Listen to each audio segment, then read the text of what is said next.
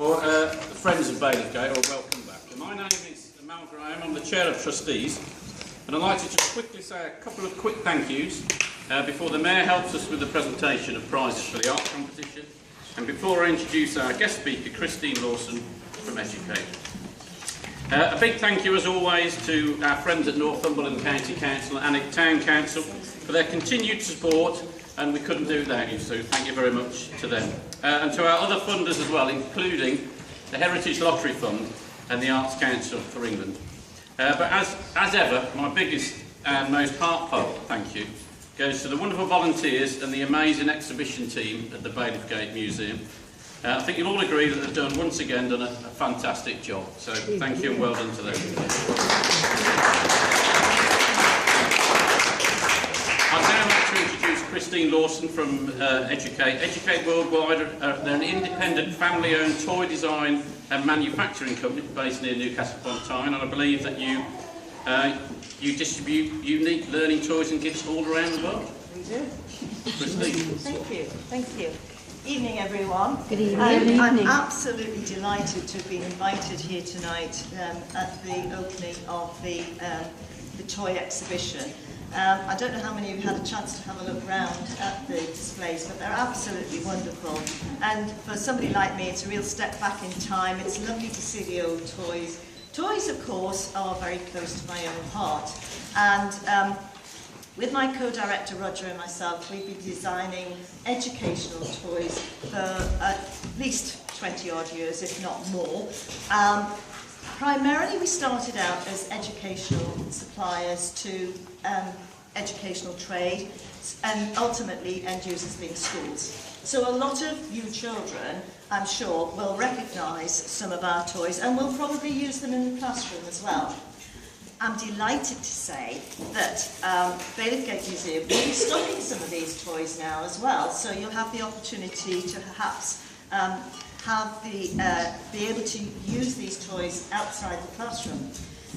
This is really important, I feel, because for so long, parents want to support the learning outside the classroom, but sadly, there isn't really the opportunity. You walk into a toy shop, and what is classed as an educational toy is just a basic, perhaps shape sorter or something like that. So if you want to help your child with an aspect of maths, be it fractions, which is difficult for all of us, we've all gone through the fractions era, which was really difficult. And I've even had teachers say to me, really difficult to teach. I don't know if there are any teachers here tonight, actually.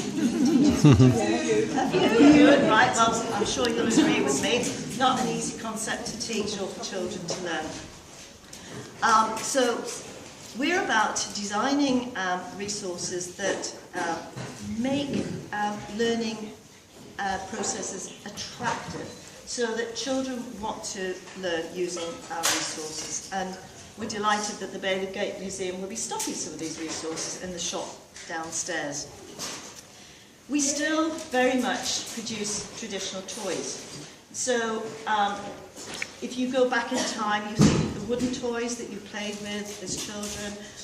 We still manufacture wooden toys, albeit up-to-date modern designs, but they're still wooden toys. And wooden toys today, believe it or not, are still the most popular best-selling item. Through all the toy surveys and everything, wooden toys stand out as the best-selling items. We also design a range of science toys. Now, years ago, we're not science people at all, but we looked at the sort of science resources that were out there, and quite frankly, I used to find science boring, and I looked at the resources and thought, these are boring, very boring. Let's produce something that's bright, colourful. Let's do bug hunting kits. Children love bug hunting. I used to like bug hunting. I used to like insect hunting. And the sort of resources where you can actually look through a magnifier and you can see the top of an insect, but also you can see it from underneath as well. Well, that's really interesting. All children want to investigate what's going on underneath in an insect or something like that. So we make science fun. So we have science toys, we have outdoor toys, we have toys for children who have additional needs. And that's very close to our hearts. So every toy that we design is designed to be totally inclusive. Whatever a child's need, whatever a child's ability level, they are totally inclusive. And the range stretches from early years right the way through into early secondary. And we've even had adults with learning difficulties come to us for some of our resources as well. I did write a speech tonight, but you know what? I always get carried away when I start talking about toys. I'm sorry, I get quite passionate about it. I was once asked what was my favourite toy as a child, and I have to say it was Lego. I played with Lego hour after hour after hour, and today it is still the most best-selling constructive toy in the world. Lego outsells any other constructive toy. It's great. I wish I'd designed it. I wish I'd found it years ago and made a fortune. And I'm sure most families in this room have Lego or similar in their homes. I want to thank the Bailiffgate Museum for getting in touch with us. It was quite a surprise a few months ago when I received an email from Dudley George, and it was lovely. We came up on a visit, and it was super to see what this museum has achieved, what it's all about. And it's fabulous. I think it's a great building. I think it's a great resource centre. And we're very proud to be involved and to be supportive of this. So I'm absolutely delighted to now announce that the exhibition is officially open. Hooray!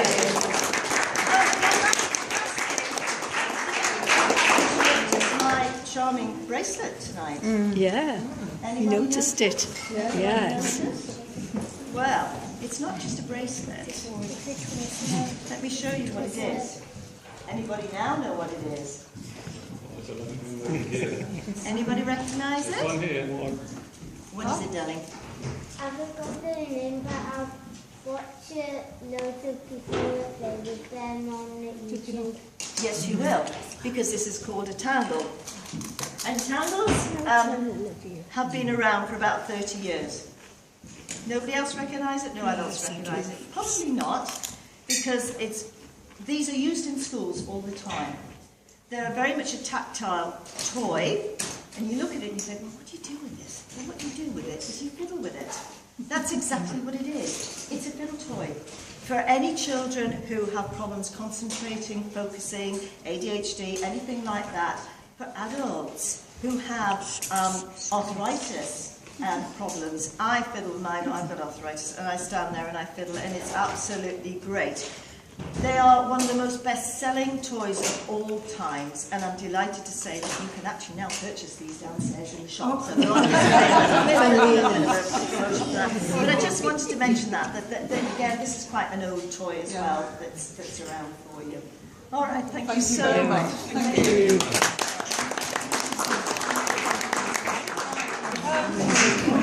Alan, would you like to come over here? Delighted that Alan Symonds, a great friend of the museum, is here to present the prizes for the schools competition. I've got some of my colleague volunteers are actually going to organise getting the certificates over. But Hilary, you were just going to quickly say something about how many entries we had. Well, the most important thing about our museum is that we want it to be all inclusive, that we're very, very keen that children get the museum habit. So whenever possible, we offer competitions so that they can join in, which will encourage them to come into the museum. So obviously this time, we had nearly 400 entries that came. They could either design their favourite toy, or draw a picture of their favourite toy, or design a toy for the future that they would like. Okay? Many schools in the area did it. This year, we didn't get any independent. Sometimes we get a child that just turns up and empties themselves, which is lovely. But this time we didn't. They all came from schools. They're fantastic. But what I want to say is that this is the hardest part of putting up this exhibition. And we've been working since last Sunday, all day, and a lot of night work to get this all up. But this was the worst. And the judging team took all day. So we did a first draft of what we thought could be winners, and then we all went away. had some lunch and came back and started all over again until we whittled them down. It was really, really, really hard. Consequently, all of them have been photographed by Harry, scanned onto here, so that really we're showing everybody's, because they're all great. The beautiful ones that have been framed round the corner for everybody to see are what we have chosen.